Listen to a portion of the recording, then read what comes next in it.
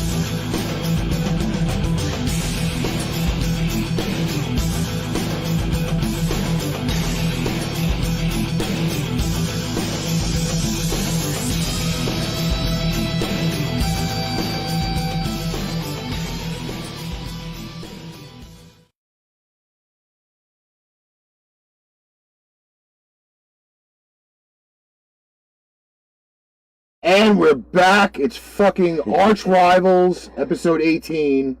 Surprise, surprise, Alex is not here. But we got my lovely brother-in-law, Todd, who is another arch rival to us, Kansas City Chiefs. Wow, this is fucking mass bright on this fucking it is. screen. My white jersey is definitely... It's almost like godlike, I guess. Well... It's the Chiefs. We replaced the Raiders with the Chiefs this week, guys. Yeah. I think you know what it is? I think this screen is just very, very bright. So I just got to lower this for a little bit. Yeah, maybe the brightness is too much. I'm rocking my Montana jersey. You're still bright. It doesn't matter. It's last minute, but who fucking cares? All right, so, yeah, we got the show going. Our normal producer, Mr. Rutherford, is currently busy with his radio, meaning the show Me and My Radio. So, those things happen. We're broadcasting strictly from the dungeon tonight. Yeah, it's another weird adventure from the dungeon. We had the weird one last night and another weird one tonight. So... You're not going to see the fucking game shit in the background because my computer decided it does not want to screen capture shit. So we'll just have to fucking talk up a lot of the stats or whatever. Now, I know you guys did the reviews on Tuesday. I just have to put it out there. I only had one game wrong last week, which was the Pats game. Which I think everybody had wrong. Well, it's funny, though, because my string was losing only 2 games the last few weeks. And I actually lost 4, which wasn't bad. And I still have an extremely awesome record at this point. I think I'm like 24 games over 500. Wow. For the season. Wow, that's good picking. So, when you delve into the stats and then you go by the bookings from Vegas, you just kind of, you pick them all out. Me personally, when I pick games, I like to use the stats, but also just my gut feeling and knowledge of football in general. So we're gonna have not only the chat on this screen, but we're also gonna have the NFL games, so they're in order. Because the funny thing with the NFL website is that unless you use them via schedule, they never come up straight. Really? So they got to get their shit together. We'll start off with some NFL news. Jimmy Graham broke his thumb in the Packers loss last night to the Seahawks. Matt Patricia is fucking getting yelled at because his team was practicing in the snow. Why is he getting yelled at for that? I don't know. It's up here on NFL.com. What, like football isn't played in the snow? Why wouldn't you practice in it? If you know that you're going to have a bad weather game, you're better off practicing in the bad weather. Absolutely. You have to get accustomed to it. I agree. Especially a lot of your rookies don't play in the snow either. Yes. So, and that team is loaded with fucking rookies. Yeah, so they definitely got to get used to it. This is the NFL, man. You practice. You practice in what's out there. That shit all happens. It's known to fucking happen. We also have here the question. If Mariota's a $100 million quarterback. I honestly, right now, no. Yes, they got to the playoffs last year. They're in the hunt for the wild card this year. They're a game and a half back of the Houston Texans, who just had a weekend off. And Mariota is starting to come around, but consistency-wise, I disagree. Yeah, I don't think he's there yet. I would give him a short-term contract and see how he develops a little more. I just can't see him being 100 mil. How many years are they talking about for the 100 mil? Well, let's see here. We're going to pull up the article. All right. So he was drafted in 2015, so he's almost done with his deal. And he's an under 500 record for a starter. So, I mean... But how many years are they talking about for the 100 mil? Well, think of it this way. Even if you look at, let's say, 5 years, you're looking at $20 million? He was poised to play his fifth-year option 2019. Even his 2019 year is $20.9 million just on his regular contract. Yeah, but you also got to remember, though, that's his rookie deal. They always end load the rookie deal at the end. But now they're talking about he could ink one that's worth $25 million. So they're talking about a 4-year deal. All right, so we're in week 11. I believe the Titans had their bye week already. I'm pretty sure they did, yeah. So you got to say now, with 6 weeks left, if he plays fucking top end and gets them into the playoffs... Titans are 5-14 right now. 5-14. Well... I don't know. They're a 500 team. I mean, but you also remember he didn't start this season either. He was hurt. This is true. This is true. I mean, his numbers are getting progressively better. But to honestly tell you, unless he has a fucking ridiculous run, that's what I was gonna say. Unless he for the next 6 games to prove it, I don't think so. Yeah, I can't see him being worth 100 mil over 4 years. What's up, Sean? It's Sean Matry in the chat. Hello, Sean. What's going on? So, I don't know. It's a little bit rough, but it's just, I don't know. I can't see it. So the Flyers are still fucking everybody up. Yep, Callie's not doing well right now. The Raiders had to cut their walkthrough short because of the fire. Air conditioning is not as good as it was planned to be at this point. This is another reason why Monday night's game was kind of fucked up in a way, because both the Giants and the 49ers did play in fucking shit conditions. The field wasn't shit, but the air was shit. Yeah, the air quality out in Cali is not good right now. So, at least it probably won't affect the Kansas City game Monday night, which I think it shouldn't. Would be all right, because they're a lot further south. It definitely not. Joe Flacco's hip is fucked up. Yeah, they're talking about Lamar... I forget his last name. Lamar or RG3 starting. RG3 has been practicing the entire week. Which is ridiculous. Listen, if you're looking for the future of that team, I would start Lamar. If you're looking to win now, I would start RG3. You know, I really can't. I couldn't put RG3 in that. I've never. Who do you think he was great his rookie year, and then after that he fell off. Who do you think gives you a better chance to win this week? The rookie. Really? They have been packaging him in plays all year long. I think he's only been on the field 27 or 28 times. But they have been packaging him in the offense. So when you're looking at your offense every week, if there's specific packages that he's in, those are going to be the packages you're going to run. And he's good. Harbaugh does have the college experience, so if he really wanted to change the playbook around a lot, he has the possibility of doing it. Wasn't this guy Lamar running back in college? He was a quarterback in college, and he was one of those ones that was not expected to go until mid to late second round. His stock did drop that far. Why, I don't know, but he fell. The Ravens actually traded for the Patriots pick and picked him up. They switched picks to get him, and that was also the pick that the Pats had got Sony Michel instead of Lamar Jackson. But you really think Lamar has the chance of winning this week? Yes, better than RG3 because he played very, very well in the preseason, and with that Ravens offense, it's sputtering. they need a mobile quarterback where they could probably do options, read options, bootlegs. That would be kind of... Lamar is very good outside the pocket. He is very good outside the pocket. That's where I would kind of think that you'd have to do that. Yeah, Sean, you're 100% right. After RG3 tore his ACL, his career was just crap after that. 100% right there, Sean. So, all right. So we're going to get to the... Why is this fucking thing so fucked up here? Well, I know I made the screen a little bigger, but, you know. All right. So we start the week with the Buffalo Bills, Cleveland Browns, Miami Dolphins, Patriots, the Jets, the 49ers, all on the bye. And the point you made before, that the whole division is on a bye.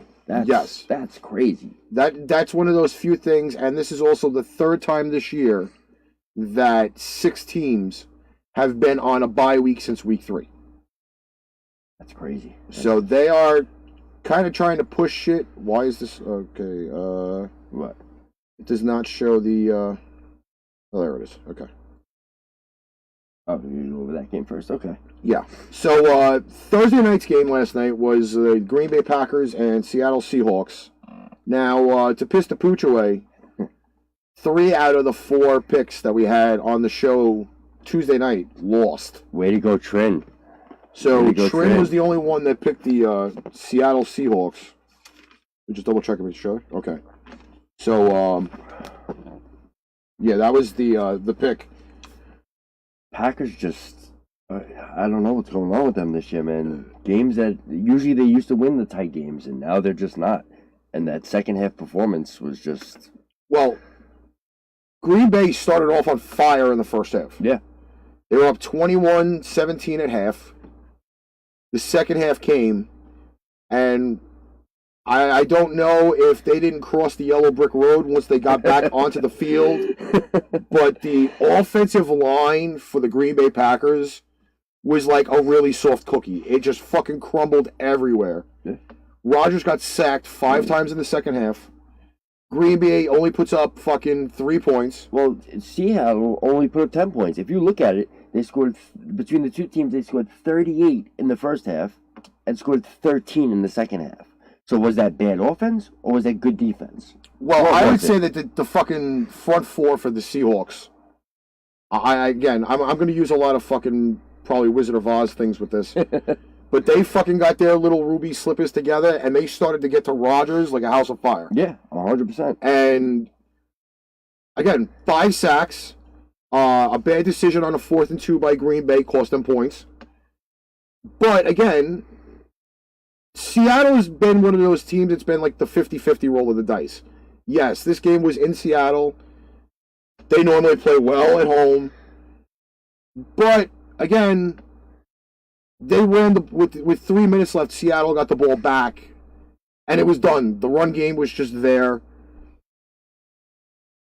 The numbers kind of show what it is. Dougie Boy on Seattle got his first touchdown of the season. Yeah. Only took him fucking 10 games. Yeah, he wasn't. But the Seattle fucking rush offense really in the second half took over this game and kept the ball away from the Packers. Rodgers didn't have a bad game. He went 21-30 with 332 yards, 2 touchdowns, no interceptions. He didn't have a bad game. But the only unfortunate thing about it is that Rodgers didn't have he had a fucking amazing first half, but the second half just not so much. Yeah, he wasn't there. And I don't know if you blame him or do you blame his line. I again, the Packers line was great in the first half. Second half, I don't know. Maybe they missed something. Well, Seattle just made a really good decision in how they came out in the second half. Yeah. You know how games switch at halftime, and Seattle came out with the right game plan for the second half. Well, you also got to remember too. He also lost Jimmy Graham to the broken thumb. Yeah. So you lost another weapon. He lost a big weapon there. He lost, a big red zone weapon. He lost the over the middle weapon with that. Hey, Trin, you should feel comfortable. You got another Chief fan with the show now. What up, Trin? Yeah, me and him were talking last time on the show. So, I'm double teamed by 2 Chief fans. Here, Trin, let me just give this for you. The Montana jersey. And if you can, Trin, get some peeps in here. All right, so now we got this NFL screen here. Let me just write down the games as we go. And the first game up is going to be the Bengals at the Ravens. Ravens have been in the ultimate fucking backwash for a season. Started off on fire. The defense was just, and you know how much I love defense. Yeah, well, Bengals were that comeback team throughout the year, and they kind of, I think once they ran into the Chiefs, that was kind of like the kick in the balls for the fucking yeah, they did the Bengals for the season. They went 4-1 in their first 5, and they're 1-3 in their last 4. So at this point, like these 2 teams are. I'm not saying they're out of the wild card picture. They both are. Yeah, yeah. And Cincinnati's D. Oh my God! I was reading a stat earlier. They've given up over 500 yards each game in the last 3 games. That's crazy. So it's surprisingly enough that in this game here, there is no real under-over, according to the Vegas odds. No under-over. It's blank. Really? It's blank in 90% of the categories. They have one at this point here. The consensus is supposed to be 39 and a half. I was about to say, over. I set the under-over pretty low because I don't see either of these teams really scoring much.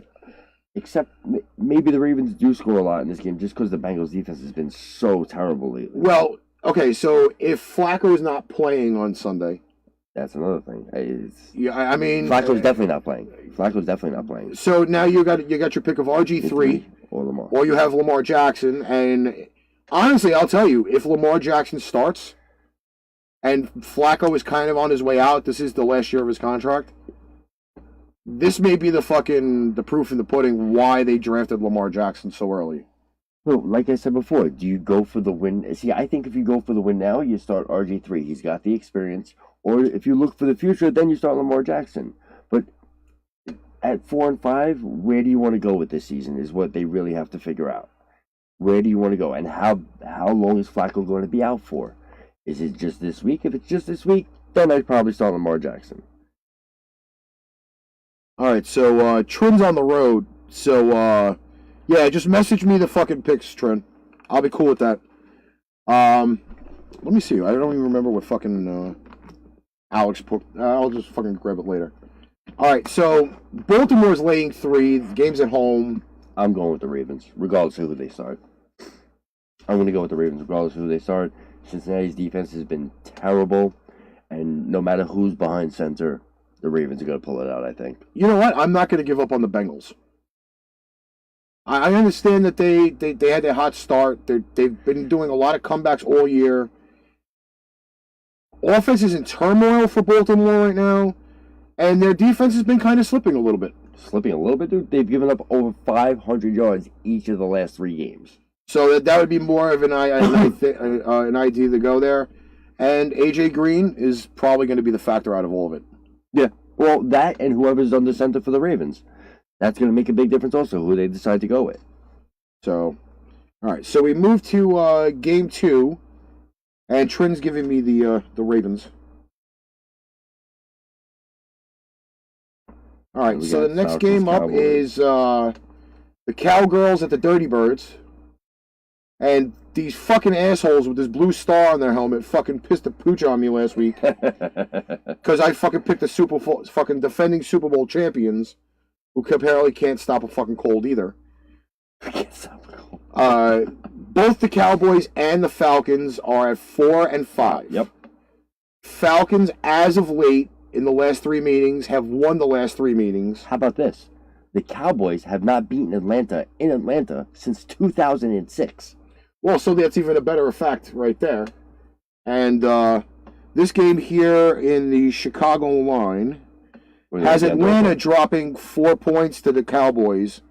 and a fucking shootout affair apparently at 47.5. Huh. See, this is a hard game to pick. I'm gonna go with the Cowboys. Actually, I'm gonna go with Cowboys. I think they're bouncing back, and I think Atlanta's slipping. Even though they're playing in Atlanta, I think the Cowboys have a better shot here. I'm gonna go with the fucking history on this fact. I was thinking about that myself also. That's And not for anything, the Falcons did start off kind of shitty. I mean, they had that one game in the beginning of the season. That was the upset game against the Saints, week 1.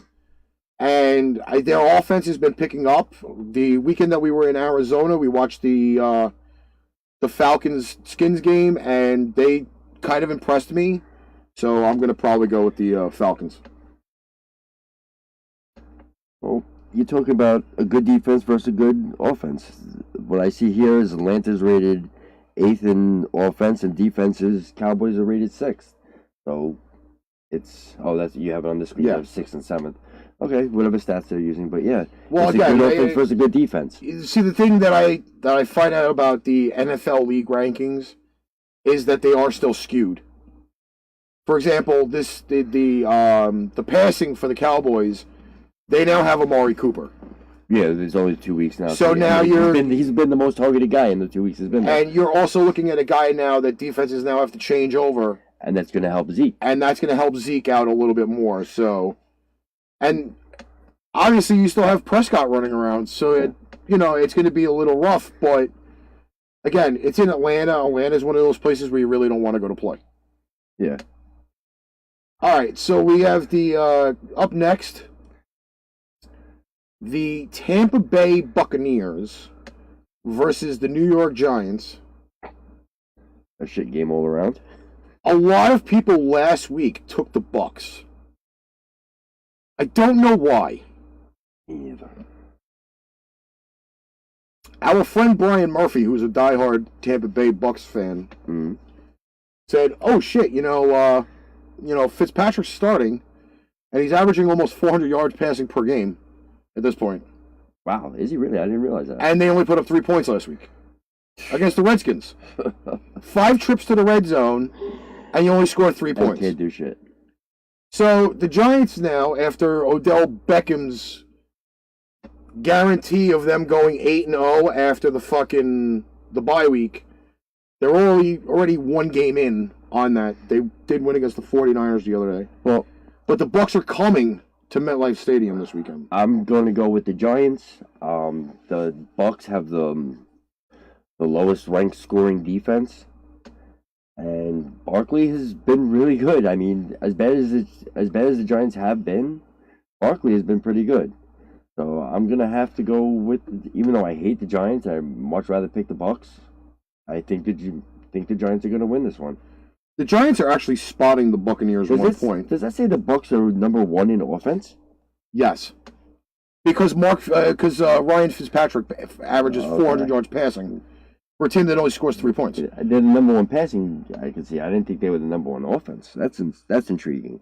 This apparently is a shootout game again at 52 under over. That's crazy. Trin is picking the Bucs. Which, listen, I can't argue with anybody who picks either team here. Both teams have a shot at winning this game. It's not a set, oh my God, this is an easy pick. This is not an easy pick. Well, all right, so, again, the numbers here, you obviously can't see them on the screen because we don't have them up, but we're going to give them to you anyway. In comparisons, Tampa Bay, number 1 offense versus the 24 ranked offense. Tampa's defense is 28th, where the Giants is 22nd.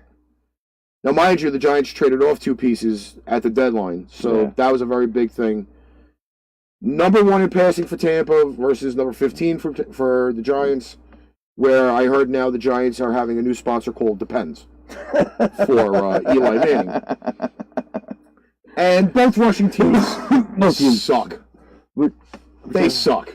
Let's be honest. Because Barkley the past couple of games have done well, but it hasn't panned out for the rest of the season, though. Well, but now here's the key factor to this. Because there is one pissed off Buccaneer, and it's not the walking turd burglar Jameis Winston. Who is it? It's JPP. This is JPP's return to MetLife, who really wasn't even, notified that said, hey, we're going to trade you for fucking, a bag of balls and a kicking net. Interesting stat about Barkley, by the way. He has 100-plus scrimmage yards in 8 of his 9 career games, tied for the most by any player since 1970. The only other player was Eric Dickerson. I have a feeling that some way, somehow, the Giants are going to fall apart in this. And the Bucs only have 1 interception in their first 9 games. Well, how many fucking games did Doug Baldwin take to get a touchdown? This is true. This is one of those things. Julio Jones normally has about 8 touchdowns by now. I think he only has 4. And here's another crazy stat. Eli Manning has been sacked more times in 9 games this season than he was in each of the last 4 complete seasons. 32 times he's been sacked. So that the offensive line is going to be sponsored by Land O'Lakes Swiss cheese. Because that's they're holy. Works. They're sponsored by the church. They're holy. So are you going to go with the Blueberries? I'll go with the Giants. Listen, it's a hard pick either way, but I think the Giants are going to pull this one out only because they're playing at home. I'm going to go with the Buccaneers. I think JPP is going to fucking wreak havoc on them. Like I said, either pick is a viable pick. There's no wrong pick here, And for the Giants to actually be spotting a point, there's something wrong. Well, they're playing at home. That's why. Okay, so we got the Pittsburgh Steelers versus the Jacksonville Jaguars. Now, Jacksonville played the fucking Indianapolis Colts last week. And we've stated it multiple times on the show. Multiple times. Indy is an underestimated team. The Jags are in fucking disarray. At this point, they're eliminated from the playoffs. They haven't won a game since week 5. Which is embarrassing. But you notice now how Jalen Ramsey has not said a fucking peep. He's been shut the fuck up by... What can you say? Pittsburgh is coming off of a fucking Le'Veon Bell now not signing. Yeah, he's not going to play this year. He's not playing this year, and now they're already talking about where he's going to land up next year. Which really they can't say anything because Pittsburgh actually can still franchise tag him again. Can they again? Yes, they can. They can franchise tag him for a third time. I was going to say, I thought this was but the franchise tag goes for $25 million. So that is pretty much... Which is more than he wanted to get paid anyway. Yeah. So he might actually take that. Yeah, if they the only great thing about not having Le'Veon Bell play this year is that he doesn't get hits. But if you see, saves a year on his career. Their running back this year. James Conner got a bonus, by the way. Here's the stats. Le'Veon Bell, 2017. He had 29 touches a game, 121 yards from scrimmage, and 5 touchdowns through the first 9 games. Conner has 22 and a half touches a game, 129 yards from scrimmage per game, and 11 touchdowns. So, is it Le'Veon Bell who's good? Or is it the Pittsburgh, what's the word I'm looking for? The Pittsburgh, Steelers? Not the Steelers, but their play calling. Yeah, their offense. Is it them that's that good? This game here was actually one of the time change games in the NFL season this week. This game was supposed to be a different time. But it does say in the thing, says time change to 1 p.m. Eastern Standard. So this game was flexed. Well, then again, being the fact that it is Pittsburgh and Jacksonville is crap right now. They're that fucking bad video game that sits on the shelf that nobody wants to buy. Great. And I say that even though Jacksonville beat the fucking Pats this year, and they maybe that was their downfall. Oh, we beat the Pats because they beat us in the AFC Championship game last year. We don't need to play anymore. That's it. Let's fucking go home. We're done. That's it. We'll hang our hats on that for the season. Pittsburgh's only laying 3.5. I'm going with Pittsburgh here. Even though they're playing in Jacksonville, Pittsburgh's the obvious choice here. Yeah, and I get... Well, this is another one of those games where...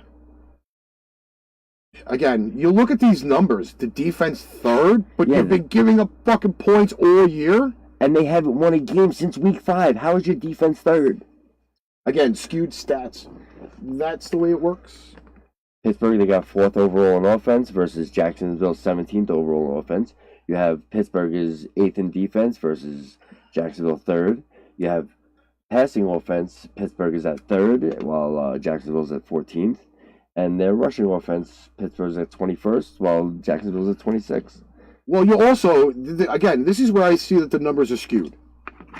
Because third in passing, and according to NFL.com, 21st in rushing. Which makes no sense. Which makes no sense if you have a fucking guy that's running this well. If Connor's doing better than Bell did last year, how are you 21st? But now here is the main factor, and I bitched about this on Tuesday and Friday, the same thing. The blowout against the fucking Carolina Panthers. Connor's now in concussion protocol. Ah. That's why the line is only 3.5. Is he playing this week? The injury update, I don't believe it's on here. Let me see. Hold on. If he's not playing this week, that could make a big difference. That may be a big difference. And it's not showing me the injury shit on here, as usual. Let me see if we can find this in the game center.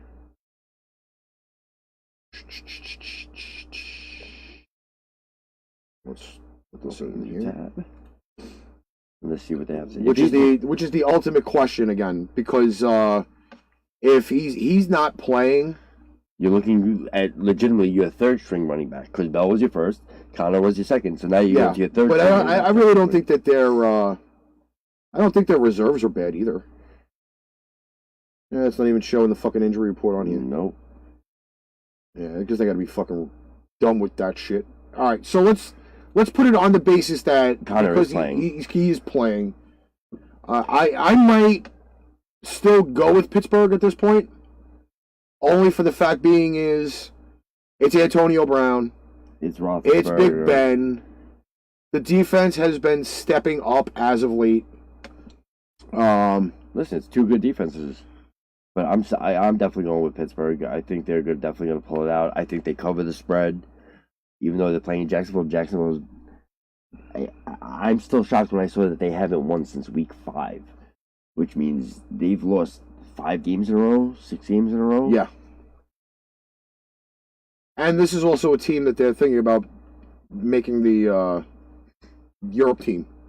For what, for next year? Yeah, because they go every year. The Jacksonville Jaguars go every year. Do they? Yes, they do. That is so not right. It's like the 4th year in a row that they'll be going. That is not right to do to a team at all. All right, so this is actually a game of interest. This is going to be one of those tight games, tighter than a twat on wedding night. The Houston Texans this is definitely going to be versus the Washington Redskins. Both teams come into the game at 6-3.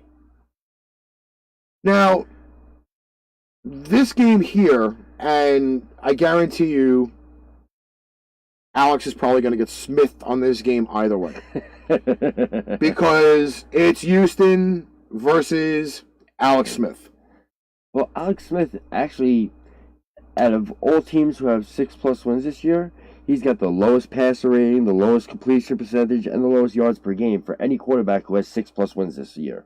So, that's rare for him, because he's usually a high completion percentage guy.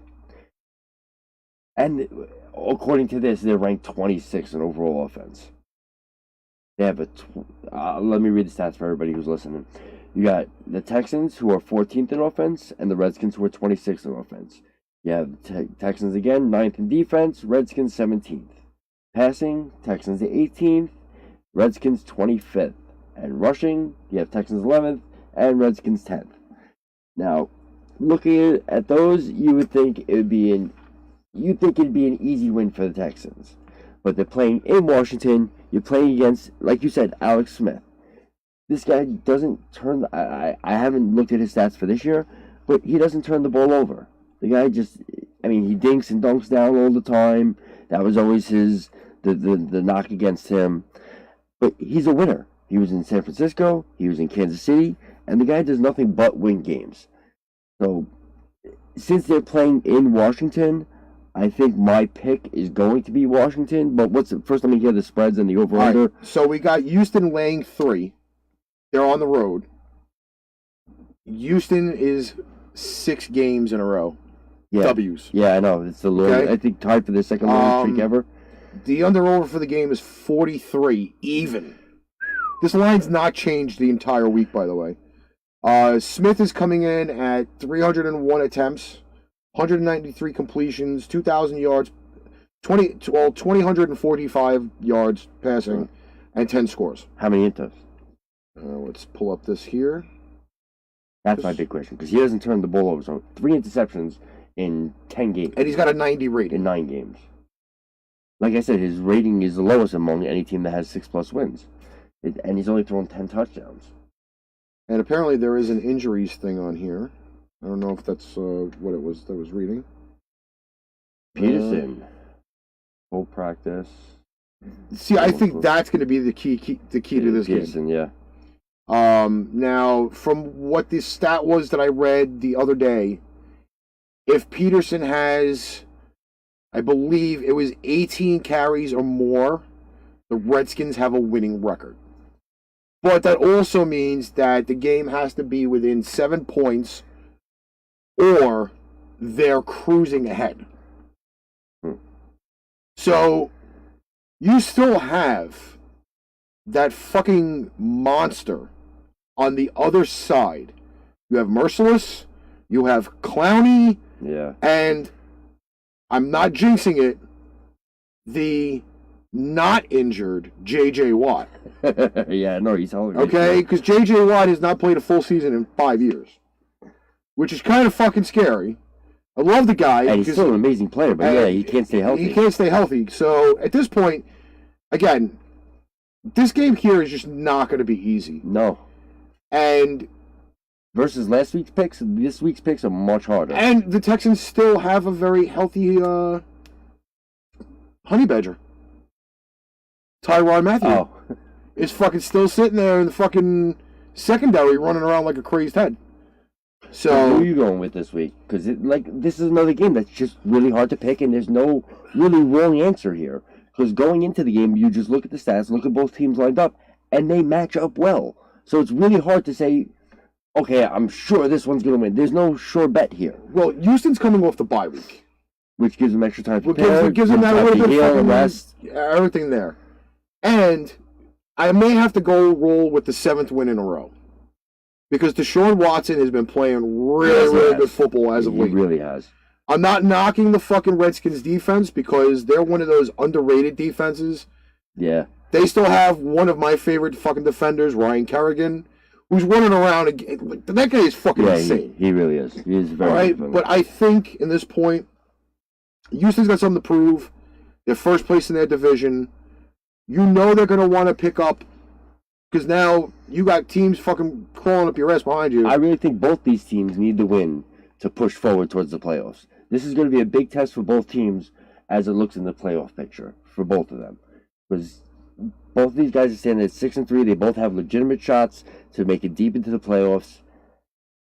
The only thing I could say about this is that technically this game isn't as important for the Redskins as it is for the Texans. Yeah, you are right. It's because not as important. Because you're already number one in the division. The rest of the NFC East is fucking garbage. They should have been picked up by New York Sanitation at the beginning of the season. Well, but Washington has some room with this. Think about. I'm looking at the stats right now. Washington's 6-3. Cowboys and Eagles are both 4-5. Let's say Washington loses. They're 6-4. Let's say the Cowboys and Eagles win. They're 5-5. They're only one game back. Yeah. So if Washington loses, they lose that buffer that they have. Yeah, but you know what though? All right, the Cowboys have played 2 decent games in a row. Washington can afford to do it. Plus, they still have head-to-head matchups the rest of the season. So, At this point, I still look at it as a cushion. Yeah. So, I would definitely say that this game is more important for the Texans. Yes. Who now have the Tennessee Titans right behind them. Yeah, right up their butt. So, that would definitely be the way to look at it. Like I said, I'm going to go with the Redskins. I know you said you're the Texans. And honestly, I don't think either one is a bad pick. It's a really... This week poses a lot of issues when it comes to making picks because there's so many tight games. Well, there's also a lot of division games, too. And why does that fucking Titans helmet look like somebody fucking shit Look at the all over Cowboys. Look at the Cowboys one. Same thing. Are they playing in the snow? I'm assuming that's what they're doing because... No, the Cowboy helmet was fine. No, the Cowboy helmet wasn't fine. Go, take a look. It's fine. Oh no, I'm sorry.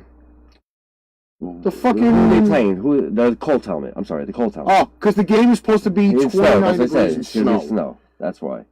But wait a sec. Don't the Colts play in a fucking dome? Yeah. So why is the fucking goddamn NFL?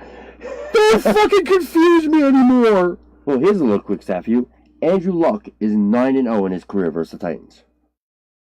Well, I'm also going to tell you that I'm going to go right off the bat without even looking the fucking line here because I already know where I probably would just lay my money. Let's see. All right, so the Colts are actually laying 3 to the Titans. Really? That's surprising. Now, I'm going to show the... I'll put up these things here. Because in the beginning of the year, obviously this, for the side of the Colts, was not anything worth looking at. And the Colts had a lot of injuries. Now they're going to start to get healthy again.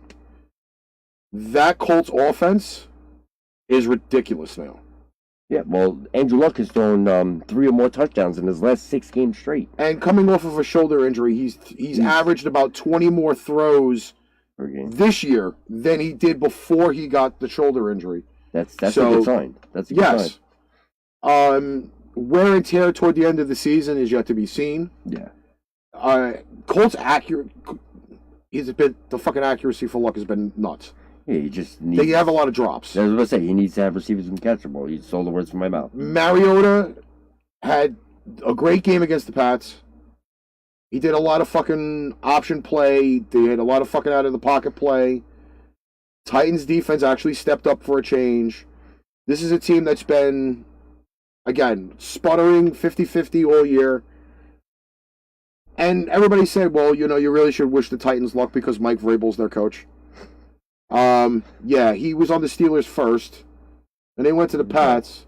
And they went to the Chiefs. Yeah, seriously, he was all over. So, yeah, you know what? I really can't lay my money on him. This game here... I'm going to let you pick this one first. Again, I know who I'm going with already, but I'll let you pick this one first. All right, let's see. What did I say the line was? I think you said it was 3. Is that what you said? All right, so I just got a whole bunch of picks on my fucking phone here. Colts are laying 3 under over 48. Game is in a dome. Yes. Where there's no snow visible. Stupid assholes. Why the fuck did they do that shit? Oh, it's snowing outside. Yeah, why they put the snow on the helmet. It's so stupid. All right, let's see. -3 and 48 under over. 48 under over, really? Yes, 48 go under with the over on that. I'm going with the Colts. Same here. That's exactly what I was going to pick. I think Andrew Luck is going to have another big week. And I just don't see Tennessee coming into Indianapolis and, dominating them.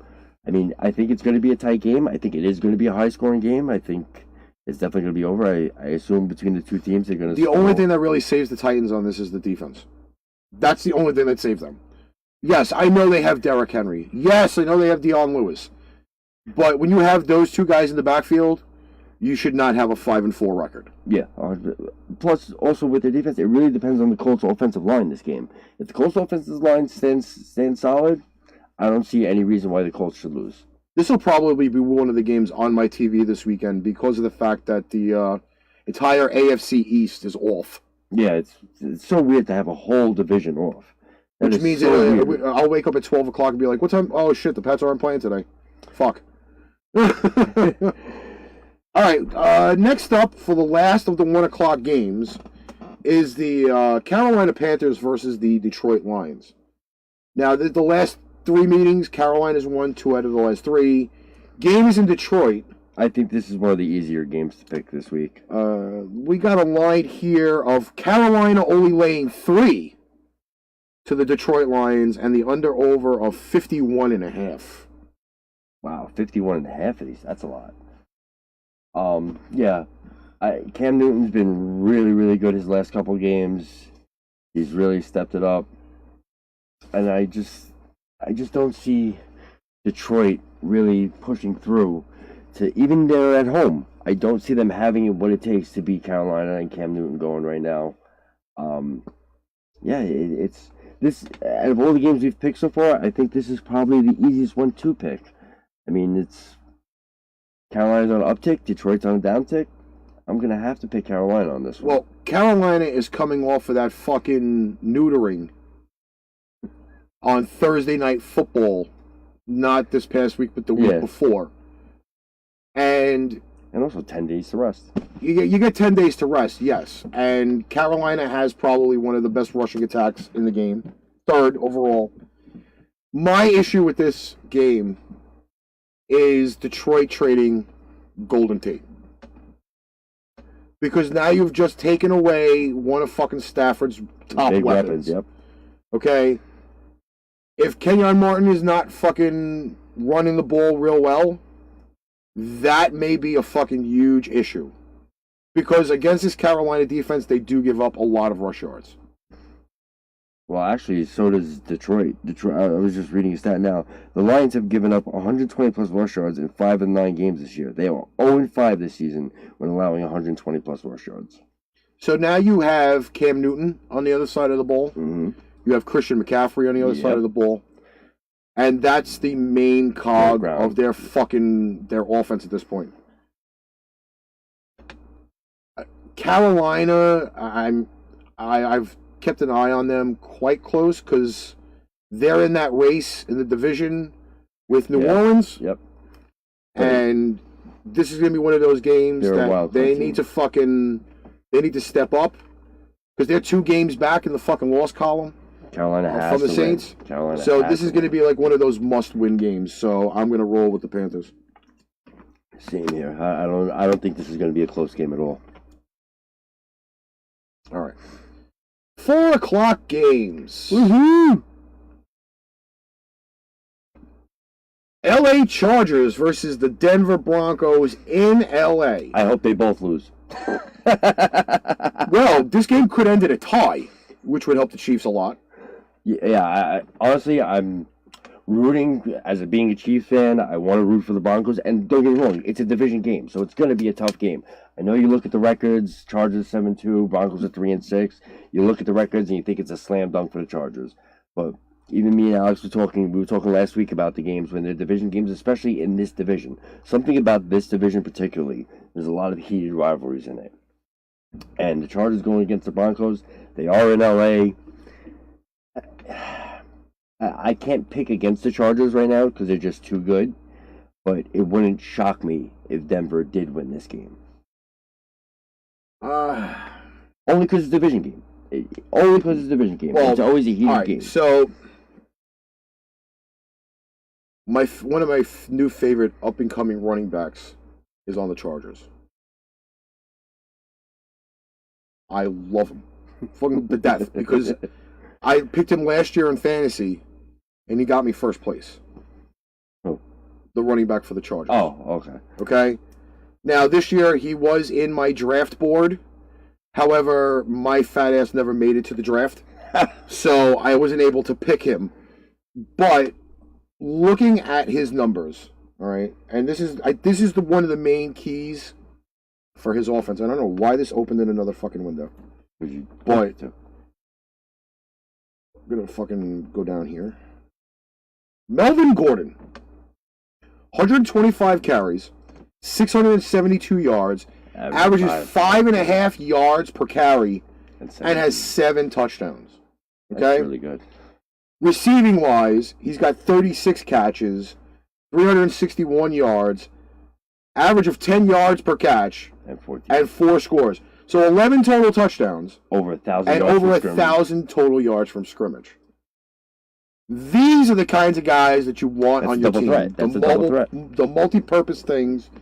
Keenan Allen is having a fucking great receiving season, even though it's not a lot of touchdowns. They still have Antonio Gates.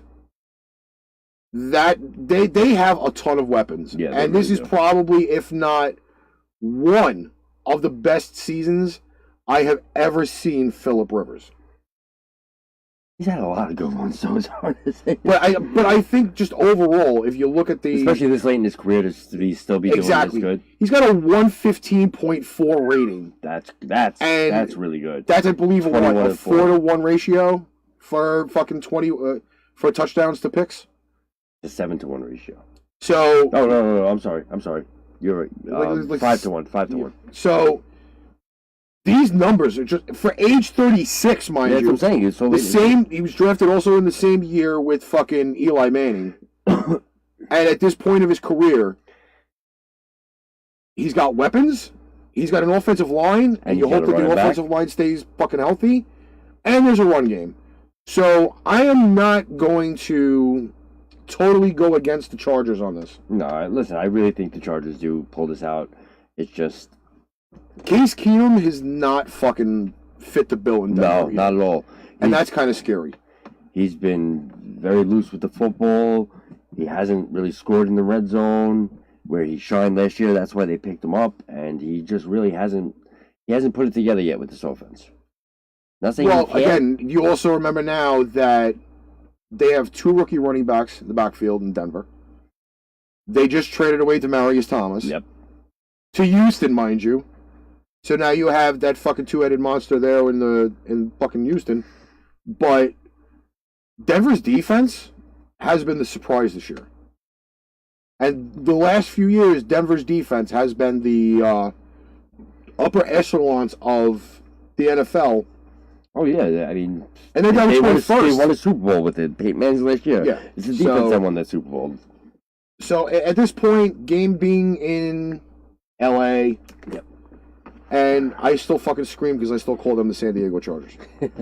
But I'm going to go with the Chargers. Chargers are laying 7 and the under-over of 47. But I think the Chargers will probably put up about 30. I would say I think it's going to be an over. And, I'm going with the Chargers also. I don't think it's going to be close. The worst game of the week? The worst game of the week. Well, all right, so it's Raiders-Cardinals, guys. It's Raiders-Cardinals. The Cardinals are actually better than the Raiders in one fucking category. Just to read them off, because I know you guys can't see them. You got the Raiders 22nd in offense. The Cardinals 32nd in offense. The Raiders are 27th defense. Cardinals are 20th. Passing, Raiders are 16th. Cardinals are 31st. And rushing, the Raiders are 24th. And the Cardinals are 32nd. Terrible. Mind you, terrible. The Cardinals are actually coming off of a decently strong game. Even though they lost. They're coming off of a definitely strong game against the Chiefs. Where the Chiefs didn't score 30 points. Yeah. And the defensive line for the Cardinals actually was very good in this game. There was a lot of pressure. I think that Pampers is going to be sponsoring this game for the Raiders, along with Kleenex. Why? Because it's going to be a shit show? No, because I think Derek Carr is going to need not only his diaper change, but he's going to need to wipe away the tears from the rush. Yeah, he just totally dropped off this year. He really just...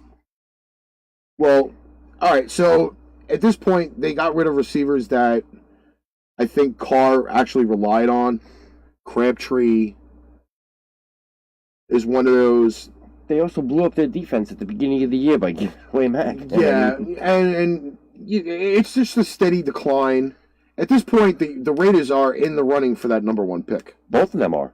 Right now, if the Raiders win this game, then they'll both be, I believe, tied in the standings for the number 1 pick. I was reading earlier. Right now, the Raiders are projected to get the number 1 pick. Arizona is projected to get the number 4 pick. Now, I really don't even want to look at this line. Wow. What is it? So, for the game being in Arizona, and this is the game that we were all supposed to go to on the Phoenix weekend, but it just so happened that this was 2 weeks later. Oakland is getting 4 points from the Arizona Cardinals, and the game is 41 even. Yeah, because it's going to be a shit show. I'm going to go with Arizona at home. I mean, that's really the deciding factor here to me. Arizona's going to be at home. This is another game that's a toss-up, but it's a shit show of a game. Like, I can't imagine what the ratings are going to be for this game. I'm going to actually bite the bullet on this You one. say the Raiders, huh? I think the Raiders are going to win. It's a possibility. It really is. Well, I will admit, okay, I have a soft spot in my heart for my, my regular partner, who I have been fucking torturing all year long because we made a bet in the beginning of the year that, first off, that the Bears would have 7 wins or more. Okay. And that was before Khalil Mack. Now they had Khalil Mack, and I'm a win away from $10. But I have been torturing my poor fucking friend all year long, posting how bad the Oakland Raiders suck memes are on his page. And I even put up their exploding Oakland cake on it for his birthday. So I will kind of say that I am going to go with the Oakland Raiders. I will side with him. However, now I wonder who he picked. I will, because my team is not playing this week. Yes. All right. I actually did just acquire a Bonzi Wells Arizona Cardinals jersey. Okay. So if the Raiders lose on Tuesday night, I will wear the Arizona Cardinals jersey. If the Raiders win, I'll wear the Rod Woodson Raiders jersey. Showing support for your boy. I got your but I mean, I'm sticking for you, Alex, right now, but I just can't support it. I'm sorry, buddy. I don't know, but the Cardinals jersey looks really, really nice, so I just might have to wear it just to stick it to him on Tuesday. All right, we got here now. The Eagles team. Now this is going to be a good game. I think this is going to be a good game. To honestly tell you, this game's not going to be close. You think the Saints are going to blow them out? I will put it to you this way. All right, that Philly game against Dallas on Sunday night started off with both teams not scoring anything. I believe it was like 13-10 at half. Yeah, it was okay. really low. And then all of a sudden the fireworks show went off at the end of the game, and Philly fell short.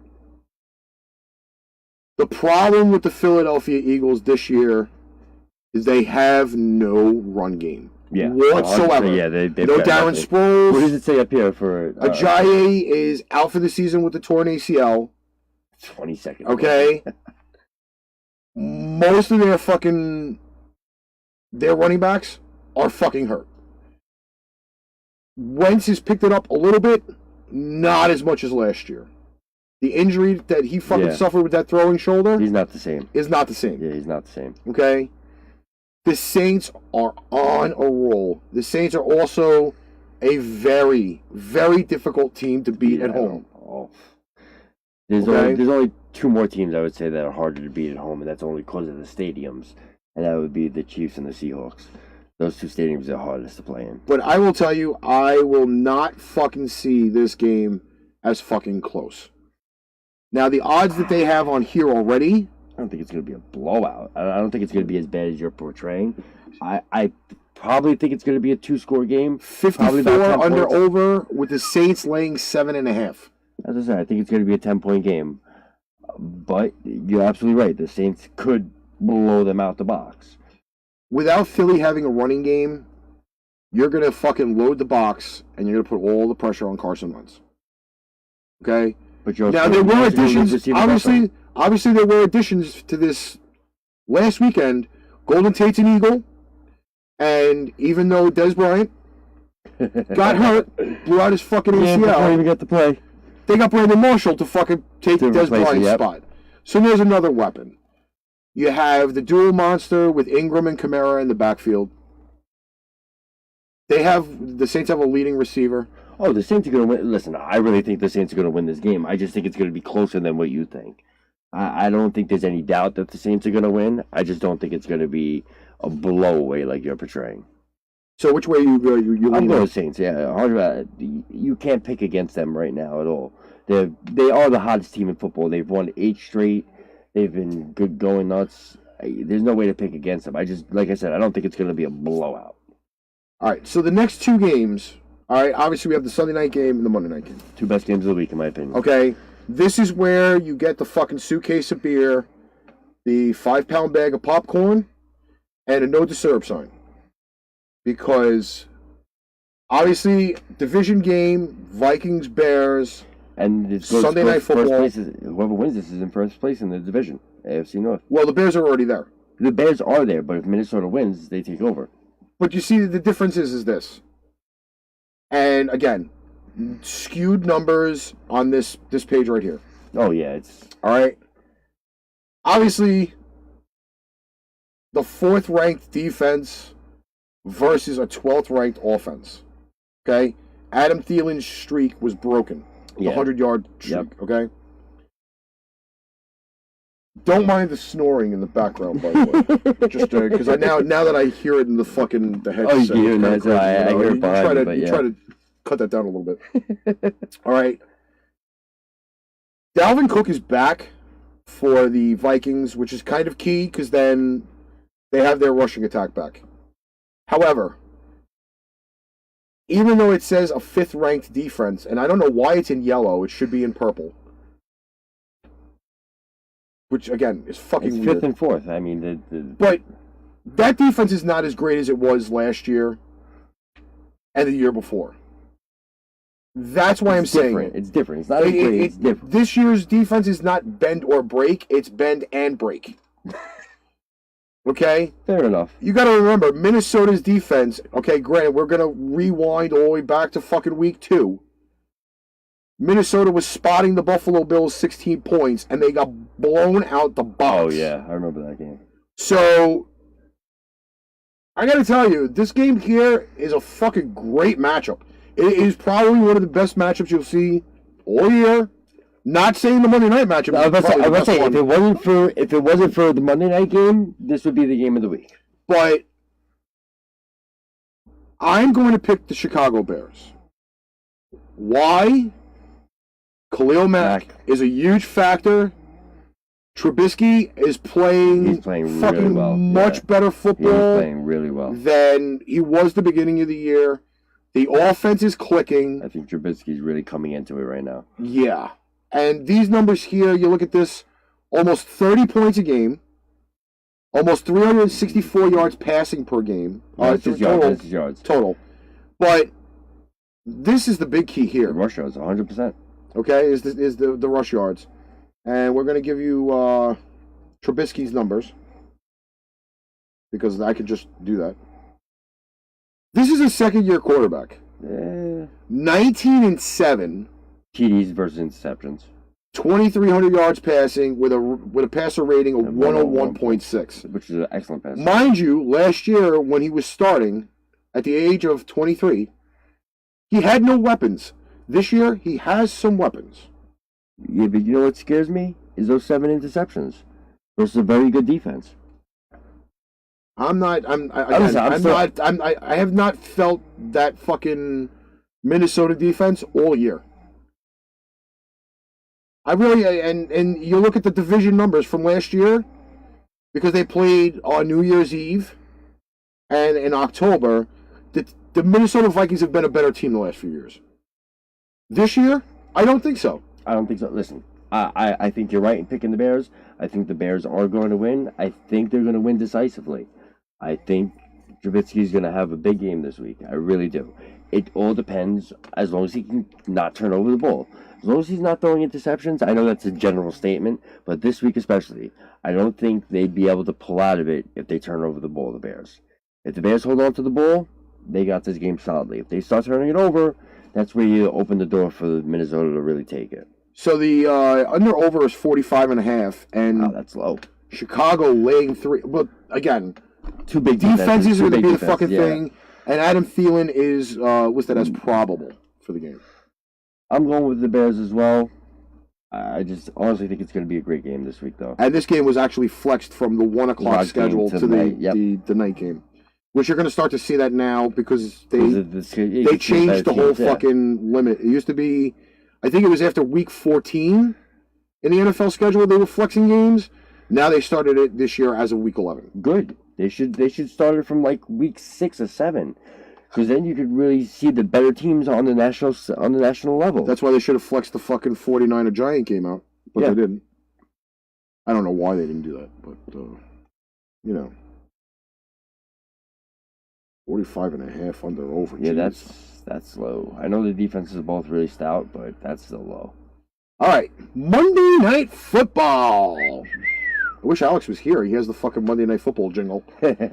All right, so these two teams last played in 2016 with a 1-point win by the Rams. And I don't think the Rams were that great in 2016 either.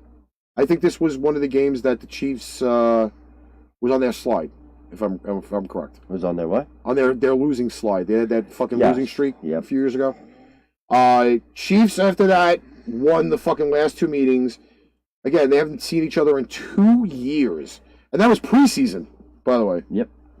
This is this game is like I was telling you earlier when we were talking about it. If this game was going to be played in Mexico, I knew who my pick was right away. But as we discussed earlier, there's a big. If you guys don't know, the game got moved from Mexico City to LA because it was technically scheduled as a home game for the Rams, and the field in Mexico City was atrocious. And the NFL and the Players Association looked at the field and say, no matter what you do, there's no way the field's going to be ready in time for Monday night. So they moved the game to Los Angeles. Los Angeles, on the other hand, has been in Colorado since I think it was Wednesday. I think it's Wednesday they went to Colorado, or it was either Tuesday or Wednesday they went to Colorado, and they've been training at altitude since then because they were getting ready for the Mexico City game. And all of their family has also gone to Colorado because they were going to travel with them to Mexico. So they stayed in Colorado all week. They were training at altitude all week. So they're going to be fit and ready. You know, when you're training at altitude, it doesn't hurt you. It only helps. All right, so again, these numbers, these are the two fucking powerhouse teams of the NFL. You have third offense versus 13th ranked defense. 29th ranked defense for the Chiefs against the second rated offense in the Rams. Both teams 4th and 5th in passing. The rushing attack, however, because obviously you have Mahomes throwing the ball in KC, and you have fucking Todd Gurley rushing the ball. Who's like a fucking locomotive, fucking running the ball in fucking LA. So these are two teams that are be fucking pretty much evenly balanced. I'm really wondering what the line is on this game now. So the line of the week is a 1-point game. Who they have favored? The LA. Rams laying 1 with an under-over, which is lower than the fucking Chiefs-Pats game this year at 63.5 points. Now, mind you, KC and the Pats was at 68 points. Wow. And they scored 83. Wow. So, 63 points. You're looking at fucking two extremely high-powered offenses. Yeah, very much so. Okay? There's still no Eric Berry this week for the Chiefs. He won't be back. No Sorensen either. So that's their back end of the fucking Chiefs secondary. The matchups that I'm going to want to see is the Rams secondary versus Tyreek Hill and Kelsey. Because you obviously cannot stop both. No. You pick your poison on this. Well, even if you do try and stop both, you still have Hunt coming out of the back. You still have oh my god, why am I drawing a blank? I'm drawing a blank on the other receiver. It's Watkins. Was it Sammy Watkins they picked up? I think. Why am I going stupid? But I believe Watkins has been fucking in and out of the lineup as of late. No, he's been playing. It's just he hasn't started as much as what it is. Let's see. Injuries. Sorensen. Cam Mahomes. Yeah, did not practice for fucking Sammy Watkins. Oh, great. Let's see here. We'll pull up the... Sammy Watkins did not practice. Berry did not practice. Yeah, that I know. No practice for the center. He's out for the year, I heard. Yep. So, yeah, you know, I'm not saying that this fucking... He might not play. If he doesn't play, that's a big thing. I think the major cog on the other side is the fucking Rams cornerbacks. According to Trini, he says Watkins will play. Yeah, I didn't see nothing popped up on my like I followed the Chiefs team all the time, and nothing popped up saying he wasn't going to play. That's why when you just brought that up, well, if you have a DNP, Cooper Kupp is Cooper Kupp is done for the season. But you Gurley have why did you say Gurley didn't participate in practice? They probably rested him. Then again, that guy he runs all over the place. Gurley's got some fucking sick numbers. Yeah, he does. This is probably going to be right here. Nickel Roby, their fucking nickel corner. That's going to be a big fucking thing if he doesn't play. But you got fucking Talib playing. I mean, their fucking secondary is pretty great. But they have a hurt kicker, though. Well, listen, it also depends on how the Chiefs do against the Rams O-line. Because the Chiefs have been pressuring quarterbacks like crazy. They've got a lot of sacks. And they just got Houston back a couple weeks ago. So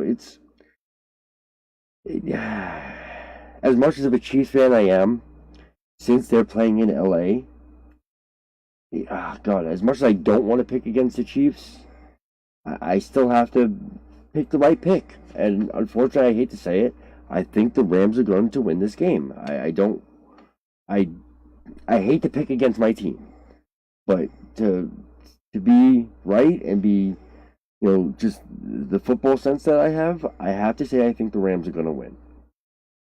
Yeah, but Trent, you also got to remember one thing, that Peters started off the fucking season red hot. Him and Talib both got hurt at the same time. So I feel at some point still... Peters has such an ego. Peters is still working his way back, though. That was the problem. So I'm not going to underestimate Peters at this point. So are you going with the LA Rams? So, yeah, I mean, in your heart, you want to go with the Chiefs. Of course I do. Of course I want to go with the Chiefs. But I want. Because it's almost wrong for the fucking pick. You're picking your. If they were playing in Mexico City, I would have said Chiefs all the way. I wouldn't even thought twice about it. Now that they moved back to LA, that the Rams have been practicing at altitude all week, which means they're going to be better conditioned, even coming back down to normal altitude. They're going to be better conditioned and not going to get winded as fast. All of these things play into it. And as big as a Chiefs fan I am, I'm an NFL person also, and I look at the game and I'm like, from my heart, I pick the Chiefs. Trin, by the way, you don't have permission to stab him. Just to let you know that. From my heart, I pick the Chiefs. But when I look at it from an outside perspective and look at it, let's say I had no real feeling towards the game and I was just looking at the game, I would have to say I think the Rams are going to win. Do I want them to? Hell no. I'm curious to see what your perspective on it is. See, you're an NFL person, you're a football fan like I am. I want to know what your perspective, and I want your honest perspective of who you think is going to win this game. The issue that I have with this game right off the bat is you look at these numbers again. I'm a fucking numbers guy. That's just the way I've been picking these games all year. Okay? This 29th ranked defense is that they list there, bullshit. Okay? I've watched tons of Chiefs games this year, and that's actually surprised me because over the years, I'll watch games, but not in the perspective of this year, because now with the show, I'm sitting there listening and watching hours of football all at the same time. So trying to get a real perspective on it. Just seeing it and being like a fucking real deal sports analyst, even though I use so much fucking profanity. The Chiefs defense is not as bad as a lot of people see them as. They're nowhere near as bad as the 29th ranked that they have in here. That's absurd. The only differences that I have now between the Chiefs defense and the Rams defense is the front four. That battle in the trenches between offensive line versus defensive line is going to be the biggest keys for this game. I think the Chiefs have a better O-line. But you're also looking across the other side. You now have newly acquired Dante Fowler, formerly of the Jags, now on the Rams. Okay? Who do you pick to double team? Sue or Aaron Donald? Sue. So this was the very big key. The analysis was the battle in the trenches. Who do you put one-on-one? Well, it also depends on the play. It also depends on the play. Chiefs are also a great screen team. They're probably the best screen team in the NFL. So when you have rushers like that who are going to over-pursue, that's going to open up your screen game. But you now have a lot of open angles because now you're down. The Chiefs are on their third center. And we also have mobile quarterbacks. Okay, but again, this is the battle of the trenches, and if you're going to put your money on the numbers, that front four for the Rams is nuts. That's what I want to know. It's That's absolutely your nuts, pick, yeah. and I understand Mahomes has got 31 touchdowns this year, but you now have a front four that's going to press that offense so much that is Mahomes going to have enough time? Well, he's got How legs. is the He's got legs. The coverages is going to be different because now you just have four. You have 7 guys now participating in that secondary. It would be different if you have a team like, for example, like the Pats who are throwing 5-6 at the offensive line. You have 4 consistent guys in that front four. That'll be the big key, and that's where I think that the Rams may have the edge. Fair. That's a fair point. So I'm going on the Rams only for the fact being is that as great these offenses are, the defenses are going to tell the story. That's where the big key is going to be. Where you don't have that tremendous front four that the Rams have, the Chiefs are going to have to generate a pass rush, which means maybe sending 5 or 6 guys out. You still have Robert Woods on the offense for the Rams. You still have Brandon Cooks out there. Their tight end's not half bad. No. You're going to have Gurley out of the backfield. I think that's going to be the tremendous part of it. I'm going with the Rams only for the fact being is that just fucking defense is a lot more solid. It's acceptable to a pass. I'm not going to lie, because I've seen it all year. 33-30. I've seen games where they've fucking blown the doors off teams, but a lot of the times the games have been close. The defense has had to step up. But the battle in the trenches is the huge key. That's where my numbers go. You know what? I am picking the Rams, but the only reason I'm doing that is because of where they're playing. If they were playing in a neutral spot like Mexico City, I would pick the Chiefs. If they were playing at home in Arrowhead, I would pick the Chiefs. But playing in LA, the teams are it's a toss-up to me. The teams are both too good, and 99% of the time, you give that little advantage to the home team. And that's the only reason I'm picking the Rams. Both of them are solid freaking teams. The Chiefs' defense is way underrated. Way underrated. That's where sometimes I look at these numbers, and I mean, on the breakdowns, you'll see numbers that are better than like 29th. But at this point right now, like this is where a lot of the numbers, you see these numbers and a team fucking utterly surprises you. So, I mean, for a team to only give up like 16 points the week against, no, they give up 21 against the Browns. You know, I mean, that's not like the 43 points that were given up earlier or the closer games that they've had. Well, a lot of not every game's been a blowout. Honestly, but a lot of games against the Chiefs, the points that have been gotten have been garbage points. Mm-hmm.